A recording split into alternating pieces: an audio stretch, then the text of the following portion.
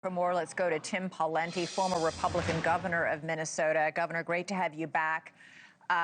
Even the current governor, Tim Walz, who has urged protesters to do so peacefully, even he has condemned this interruption of this church service. What did you make of what happened?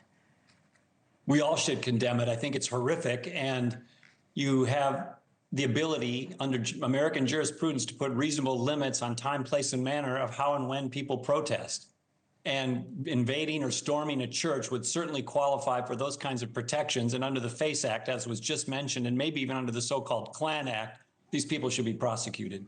Todd Blanche, number 2 in the DOJ, says he's, quote, aggressively investigating this, and every single American should be enraged and heartbroken by that protest. He blamed Governor Walz for this. The DHS spokesperson said in a statement that the governor and Mayor Frey are, quote, whipping these mobs into a frenzy. Do you agree with that? Well, more recently, they've been more careful with their words, but in the initial aftermath of the Renee Good shooting, and even before the shooting, they both used language that was inflammatory. And as you know, Elizabeth, when you have a crisis, it's important for leaders to use words because that are calming, that are accurate, that are not inflammatory, especially when you got a tinderbox like this. And you had Mayor Frey not meet that standard. You had Governor Walz say things like ICE is the Gestapo or using Gestapo tactics and more. And obviously, that's not the kind of leadership we need or want in a crisis. And you need to de-escalate and calm people and reassure them, not inflame them. Well, the DOJ is investigating this protest at the church and is investigating Governor Walz and Mayor Frey. Yesterday, Todd Blanche confirmed the DOJ is not investigating the ICE agent who shot and killed Renee Good. He says everyone knows what happened because they watched the videos of the killing. Do you agree with that assessment and decision to not investigate this shooting? From watching the video and learning as much as I could about the incident, it appears that this officer could very well have a plausible self-defense in this case. That doesn't mean, however, that we don't want to have an investigation to make sure that the cause of justice and the perception of justice are both advanced. So you think the DOJ should investigate? I think not only should the DOJ investigate, I think also the Minnesota Bureau of Criminal Apprehension, assuming there's no political meddling, should also investigate. It's a professional, well-regarded organization, investigatory organization. And the reason for that isn't because the conclusion would be any different.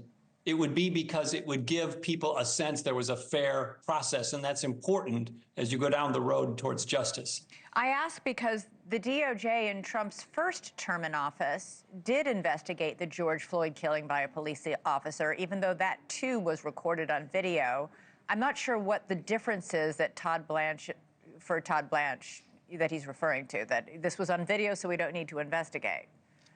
Well, I suppose if you're making that argument, again, I think for the process and for fairness, you need to have the investigations. But the videos pretty clearly show a car making contact with a law enforcement officer. And so on that basis, you could say there's a plausible self-defense. The Pentagon has 1,500 active duty military standing by to go into Minnesota if President Trump invokes the Insurrection Act. As you know better than most of our audience, because you're a former governor, this has rarely happened in U.S. history, invoking the Insurrection Act. Do you think it'll happen, and are you opposed or in favor of that? I don't think it'll happen under current circumstances, which are challenging to say the least, because the forces on the ground through ICE and with some modest assistance from the locals, and by the way, these local sanctuary cities are in their approach to ICE is stupid, in my view. They don't cooperate, and then they wonder why we have conflict when it comes to ICE, doing its legitimate enforcement duties.